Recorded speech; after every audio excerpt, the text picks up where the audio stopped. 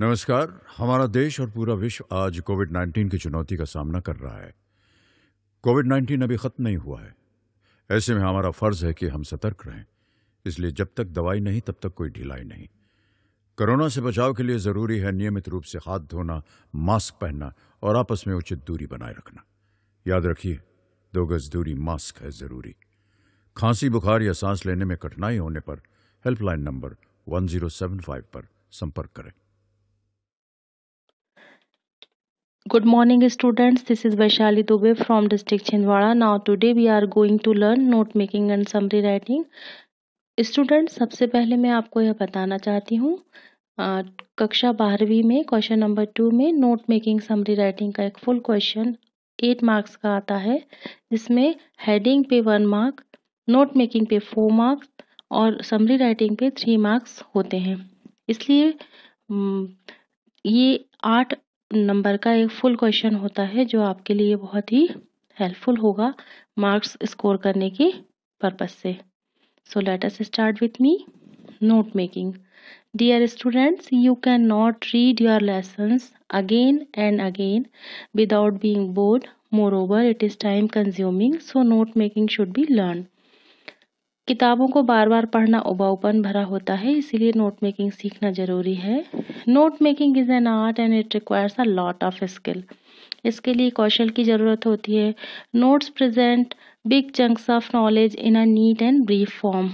Notes में हम बना करके बहुत सारे ज्ञान को छोटा करके अपने पास में रख सकते हैं। One reading of text books or और any other books is okay, but second reading is monotonous. If you have prepared notes on and of various chapters, you are saved from the monotony of second or third reading. इस तरीके से आप notes बना लेते हैं तो बार बार पढ़ने से भी बच जाते हैं। Books are in your hands in their mini forms. Notes बनाने के बाद में बुक्स आपके पास में छोटे रूप में हो जाती हैं। Turn the pages, scan the notes made. The whole chapter flashes before your eyes and you remember what you have read long and long ago. So notes prepared equip you for the examination in the best possible manner. Means notes बनाने के बाद में आप अपने आप को बहुत अच्छे ढंग से तैयार कर पाते हैं परीक्षा के लिए। We cannot return forever what we read or are taught. Even if you are very sharp, you fail to recollect all detail. Your teacher might have passed the information on to you after consulting a number of books. शिक्षक जो होते हैं अलग बहुत सारी किताबों से information आप तक पहुंचाते हैं। It is impossible for you to find all those reference books. आपके लिए ये सब रेफरेंस बुक को खोजना मुश्किल होता है। Not do you have the time, और ना ही आपके पास इतना समय। Then note making becomes necessary. तब नोट मेकिंग जरूरी हो जाती है। Note making means penning down important and useful hands for ready reference. Note making का मतलब होता है लिख करके मुख्य और उपयोगी बिंदुओं को किसी भी संदर्भ में तैयार कर लेना। Notes are guiding device. ये एक गाइडिंग डिवाइस की तरह होता है, हेल्पफुल यंत्र जिसको कह सकते हैं हम। And you can pen them down in your own language. आप इसे अपनी भाषा में लिख सकते हैं। To be easily followed and understood, जो आसानी से समझ में आ जाता है। अब एक अच्छे नोट्स के हम लक्षण देखेंगे, गुणधर्म देखेंगे, characteristics of good notes. First one is they are brief and to the point. वे संक्षिप्त और सटीक हों। They contain only the relevant facts. उनमें केवल संबद्ध तथ्य हों। Words and fresh are employed, और उसमें शब्दों और वाक्यांशों का प्रयोग किया जाता है। Full sentences are not needed. बड़े बड़े लंबे वाक्यों की नोट्स में ज़रूरत नहीं होती। यहाँ एक बात और ध्यान रखना होता है, नोट्स बनाते समय इज, आर, एम, जो भी ऑक्सिलरी वर्ब्स आती हैं उनको वहाँ से ओमिट कर दिया जाता है, हटा दिया जाता है। इस तरीके से सेंटेंस छोटे भी हो जाते हैं। Grammar and style are not bothered, और इसमें व्याकरण और शैली की भी चिंता नहीं की जाती अच्छे नोट्स में। Information is logically presented under relevant headings and subheadings। जो सूचना होती है उसे तर्कसंगत तरीके से प्रदर्शित किया जाता है एक अच्छे नोट्स में, उसमें हेडिंग्स और सब हेडिंग्स के साथ में। द डिवीज़न में भी इसका किस तरीके से डिवीज़न किया जाता है, कैसे इसे लिखा जाता है। Your notes should like file this, These notes में बी नंबर्ड एज, इनको आप नीचे दी गई फाइल के जैसे या नंबर से भी लिख सकते हैं, 1 2 3 और ABC।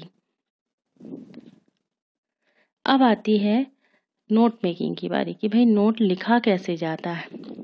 अब इसमें सबसे शुरू में हेडिंग या टाइटल फाइंड आउट करना होता है।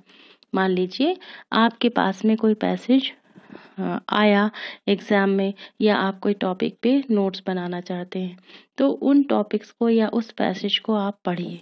एक बार नहीं, कम से कम 2-3 बार पढ़िए। इंग्लिश में थोड़ा सा टफ होता है समझना, इसलिए आप उसे कम से कम 2 या 3 बार ज़रूर पढ़िए। जब आप उसे पढ़ लेते हैं तो आपको उसका विषय समझ में आ ही जाता है पढ़ने के बाद में।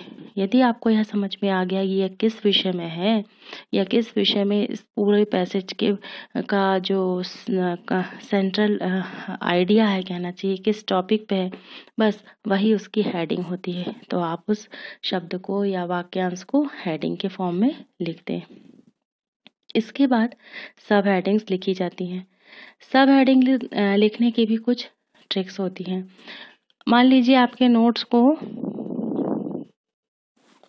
आप अपने नोट्स को जितने उसमें लाइंस हैं उस लाइंस के अकॉर्डिंग 3 हिस्सों में बांट लीजिए, और 3 हिस्सों में बांटने के बाद में उन फर्स्ट पार्ट, सेकंड पार्ट और तीसरे पार्ट में से पहले पार्ट में की जितनी लाइंस हैं उन लाइंस को आप डीपली पढ़िए, और पढ़ने के बाद में आप इतना समझ जाएंगे कि इन लाइनों में किस विषय पर कहा गया या इसमें क्या समझाया गया। वह आपकी सब हेडिंग होगी फर्स्ट। आप उसे फर्स्ट सब हेडिंग के नाम पे लिखें।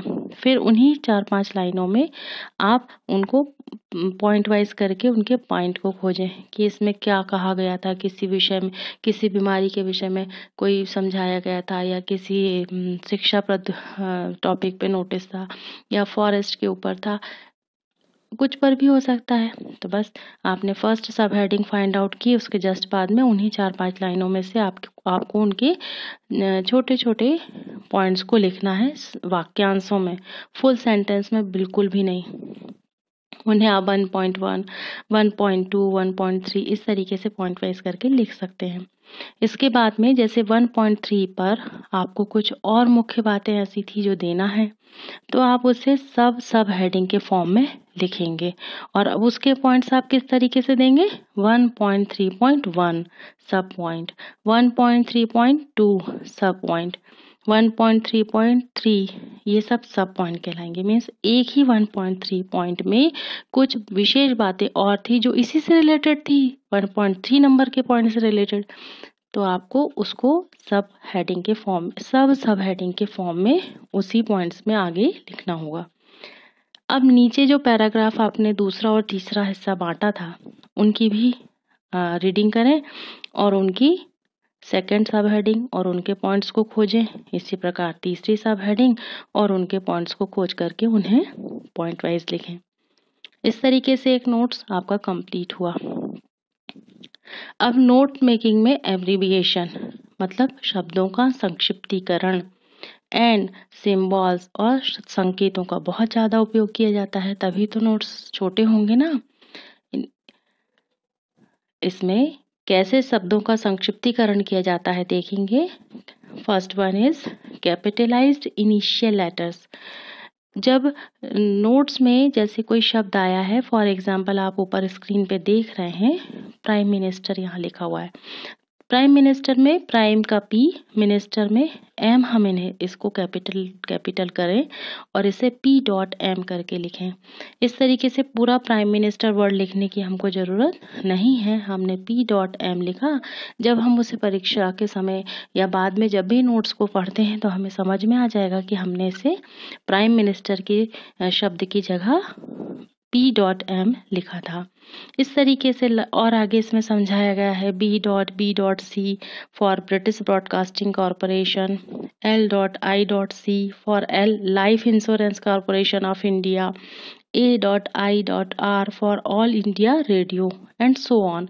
मीन्स ऐसे जो इनिशियल लेटर्स होते हैं उनको कैपिटलाइज करके आप एब्रीविएशन कर सकते हैं। दूसरा इसका टाइप बताया गया, the first few letters of a word and the last ones. शुरू के कुछ अक्षर लें और आखिरी का अक्षर ले लें। S is added if the words is in plural. एस का इसमें जरूर उपयोग किया जाता है जब कभी किसी प्लूरल फॉर्म वाले वर्ड को एब्रीविएट किया जाता है। फॉर एग्जाम्पल, सब्जेक्ट कोई वर्ड आपके नोट में आया, अब इस वर्ड को आपने एब्रीविएट करेंगे तो आप उसे SUB भर लिख लें, SUB for subject. Division DIVS करके लिख लें, DIVS for division. AUG for August, HR for और, ADVT for advertisement, DEPT for department, Q for question, ESP for especially, MISC for miscellaneous, YR for year, OBJ for objective, POSS for possessive, A for answer and so on। इस तरीके से भी शब्दों को छोटा किया जाता है। नेक्स्ट कुछ स्टैंडर्ड एब्रीविएशंस हैं सिंबल के फॉर्म में, इन्हें देखेंगे। I.E फॉर दैट इज, इस सिंबल दैट इज यदि लिखना है उसकी जगह I.E लिखें। फॉर एग्जाम्पल यदि लिखना है तो E.G लिख लें। सो ये भी सिंबल यूज़ किया जाता है जिससे समझ में आ जाएगा कि ये एग्जाम्पल के लिए कहा गया है। ग्रेटर देन फुल ना लिखकर ये जो साइन है ये लगा लें। लेस देन करना है ये वाला साइन यूज़ कर लें। पॉजिटिव लिखना है ये साइन यूज़ करेंगे। नेगेटिव लिखना है माइनस लगा के VE लिख दें। किलोमीटर लिखना है K.M। गवर्नमेंट लिखना है GOVT डॉट लगा दें। सीनियर लिखना है SR डॉट, जूनियर लिखना है JR डॉट, एजुकेशन लिखना है EDU डॉट। इस तरीके से भी आप सिंबल का यूज़ करके शब्दों को छोटे कर सकते हैं। Next, the first and last few letters of a word with an apostrophe in between are taken to form abbreviation। कुछ शुरू के शब्दों को लेकर के और लास्ट के शब्द के बीच में एपोस्ट्रॉफ लगा करके। For example, CAN apostrophe T means can't. For cannot शब्द छोटा हो गया। WRT apostrophe G for writing. Writing पूरा ना लिख के इस फॉर्म में हम एपोस्ट्रॉफ का यूज़ करके लिख सकते हैं, ऐसे भी छोटे किए जाते हैं। Avoid confusing and ambiguous abbreviations, और संदेह पैदा करने वाले और अस्पष्ट एब्रीविएशंस यूज़ नहीं किए जाने चाहिए। For your personal notes you can use your own abbreviations. यदि आप अपने खुद के नोट्स बनाना चाह रहे हैं तो वे आप उसमें अपने एब्रीविएशन डाल सकते हैं, but they must be clear enough to be understood easily. पर वे ऐसे एब्रीविएशन होने चाहिए जिनको आप आसानी से समझ सकें। स्टेप्स ऑफ नोट मेकिंग, इसकी 3 स्टेप्स बताई गई हैं। स्टेप 1 हम देखेंगे, skimming. Read thoroughly to get the gist. It makes the main idea and title clear to a great extent. यदि आप सार निकाल लें, इसके लिए आपको नोट्स को बनाते समय पैसेज को ध्यान से पढ़ना है, तो आप सार निकाल ही लेंगे, जिससे आपको शीर्षक निकालने में भी हेल्प हो जाती है। स्टेप 2 में find chief division of the passage and subtitle. इसके बाद इसका कुछ विभाग कर लें, या जैसे हमने आपको बताया था पार्ट में उसको डिवाइड कर लें और उसी से उसके शीर्षक और उपशीर्षक को आप खोज लें। Step 3 note down main points under the subtitle, और सबटाइटल के अंदर ही उसकी मुख्य बातों को लिखें। समरी राइटिंग, नोट्स के बाद में समरी राइटिंग यानी सार लेखन के कुछ ध्यान देने योग्य बातें भी हैं। समरी राइटिंग यानी सारांश लेखन में पूरे वाक्यों का प्रयोग किया जाना चाहिए। 100 शब्दों से ज़्यादा समरी राइटिंग नहीं होना चाहिए। एब्रेविएशन का इसमें उपयोग बिल्कुल भी नहीं करना चाहिए। और राइट फुल ओवरव्यू मीन्स आपको समरी में पूरे सारांश को लिखना है। अब समरी राइटिंग लिखी कैसे जाती है इसके लिए मैं बता दूं कि जो आप ऊपर पॉइंट वाइज नोट्स बना रहे हैं ना, जिसमें आपने वाक्यांशों के रूप में लिखा है, उन्हीं वाक्यांशों को जब आप पूरा लिख देते हैं तो वही आपकी समरी राइटिंग होगी। क्योंकि नोट्स में तो आपने वैसे ही पैसेज को छोटा करके लिख लिया, बस उनको बड़े शब्द पूरे फुल सेंटेंस में लिख लिया तो हो गई आपकी समरी राइटिंग। और उसमें निश्चित रूप से पूरी पैसेज में जो भी उसका कंटेंट है उसका सेंट्रल आइडिया आ जाएगा। इस तरीके से समरी राइटिंग हो जाएगी। अब आगे हमें देखना है पैसेज। एक पैसेज के थ्रू जानते हैं कि कैसे नोट मेकिंग की जाती है।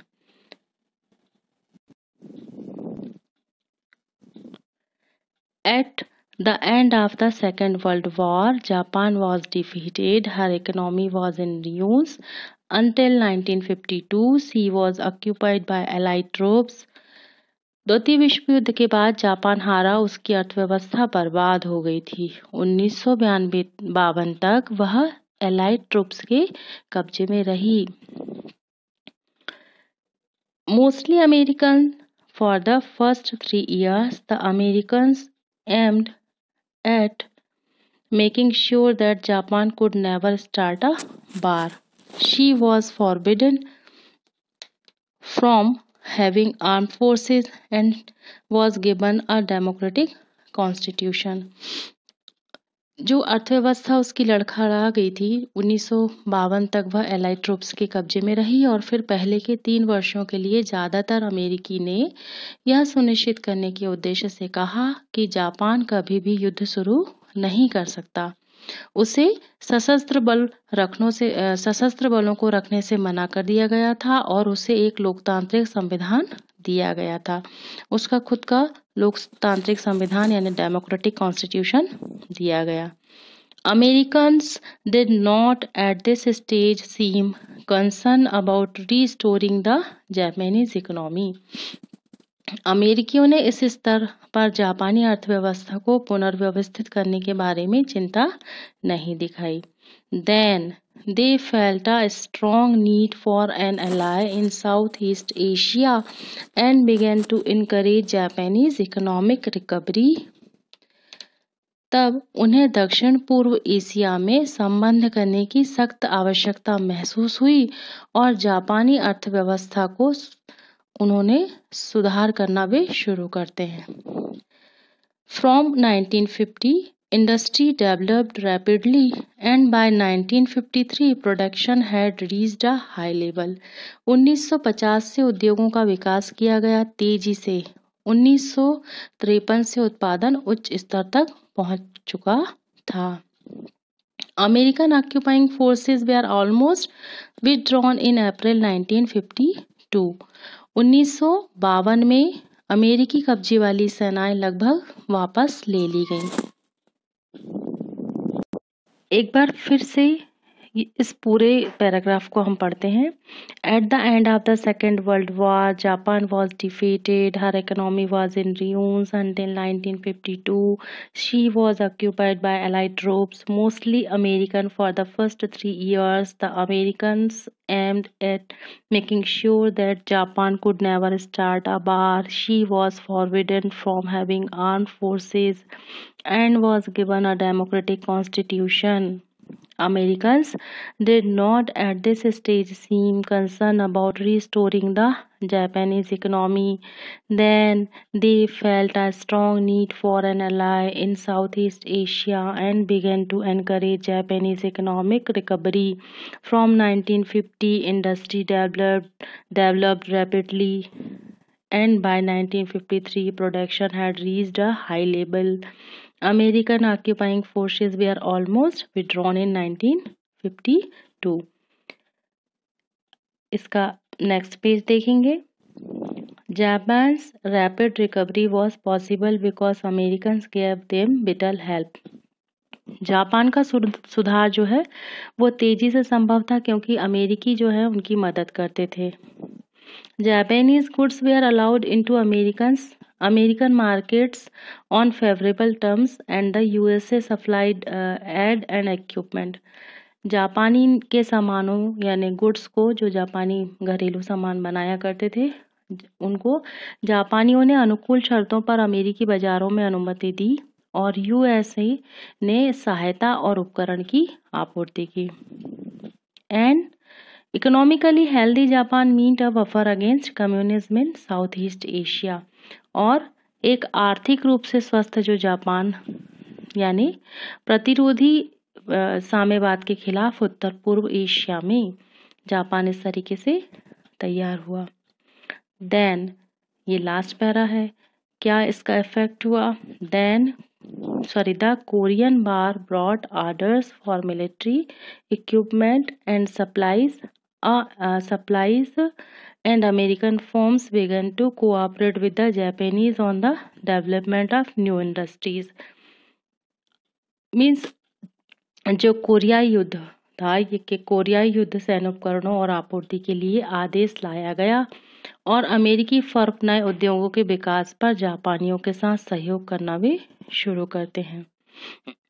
जब उसे हेल्प मिलने लगी उद्योगों के लिए, the aliens with the USA protected Japan and she was able to invest money in industry instead of defense. संयुक्त राज्य अमेरिका के साथ जो संधि थी, एलियंस थी, उस संधि ने जापान की क्या की, रक्षा की.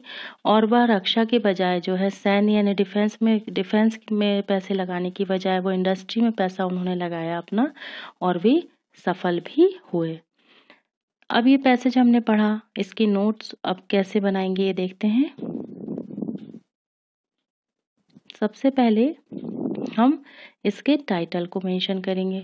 हमने देखा कि इस पूरे पैसेज में एक जापान के विषय में पूरी डिटेल में उसके ईयर वाइज उसकी रिकवरी बताई गई. पहले वह कैसे सेकेंड वर्ल्ड वॉर में परास्त हुआ और उसके बाद उसको अमेरिका की हेल्प से उसकी इकोनॉमिकली हेल्थ, जो इकोनॉमिकली वो कितना इम्प्रूव हुआ, उसकी हेल्थ इकोनॉमिक रूप से कितनी इम्प्रूव हुई, ये पूरे पैसेज का कंक्लूजन है मान लीजिए. तो हमने सबसे पहले हेडिंग डाली टाइटल के फॉर्म में, giant strides in Japan economy after 1945. Means Japan की 1945 के बाद की प्रगति. अब ये थोड़ा सा टफ ही लग सकता है, कई बच्चे इसे नहीं कर पाए, तो हमने सेकंड पैसेज का जो टाइटल है वो डाल दिया Japan after world war second. हमारा जो नोट पैसेज का नोट मेकिंग में जो टाइटल है वह हमने लिख दिया जापान द्वितीय विश्व युद्ध के बाद. तो यही तो डिटेल है ना इसमें, तो ये टाइटल भी इसमें सही होगा. अब हमने फर्स्ट सब हेडिंग लिखी, Japan disastrous defeat in world war second. शुरू की लाइनों में जापान की जो वर्ल्ड वॉर सेकंड के बाद विनाशकारी स्थिति थी वह थी, तो हमने इसमें लिख दिया जापान की विनाशकारी हार द्वितीय विश्व युद्ध में. इसके पॉइंट्स हमने लिखे. 1.1 पॉइंट में लिखा हमने इकोनॉमी इज इन रियून्स, यानी उसकी जो अर्थव्यवस्था बर्बाद हो गई, तहस नहस हो गई. 1.2 में लिखा factories and houses destroyed in bombing. उद्योग धंधे और जो मकान थे वो बर्बाद हो गए बम ब्लास्टिंग से. 1.3 में आर्म फोर्सेस क्रस्ड, और जो सेना की फोर्स थी, जवान थे, पूरे बल सेना का बल था जो था वो तहस नहस हो गई. 1.4 में अमेरिका फोर्स जापान, अमेरिका ने जापान को फोर्स किया. अब इसके हमने सब हेडिंग लिखे. 1.4.1 में हमने लिखा not to maintain an army. America ने क्या कहा? आर्मी मेंटेन करने के लिए मना किया। 1.4.2 में लिखा to have an democratic constitution, और एक लोकतांत्रिक संविधान में रहने की बात कही गई। यह अपना लोकतांत्रिक संविधान उनको बनाने दिया गया। इसके बाद में हम इसके सेकंड पॉइंट पे आते हैं। सेकंड सब टाइटल में हमने लिखा cold war changed American attitude, शीत युद्ध ने बदल दिया अमेरिकी रवैया। 2.1 में हमने इसका जो पॉइंट लिखा वो लिखा needed an ally in SE। अब आप देखेंगे साउथ ईस्ट को हमने S.E करके लिखा, यही एब्रिविएशन कहलाता है, जो हमने पीछे देखा भी था। Needed an ally in SE मतलब साउथ ईस्ट एशिया में संबंध की जरूरत। 2.2 में हमने लिखा एनकरेज जैप, पूरा जापान ना लिख के हमने JAP डॉट लगाया, इकोनॉमी पूरा ना लिख के ECON डॉट लगाया। ये एब्रिविएशन होता है शब्दों का। एक encourage Japan economy recovery by, हम पढ़ेंगे पूरा लेकिन उसको लिखेंगे शॉर्ट फॉर्म में जापान की अर्थव्यवस्था को प्रोत्साहन।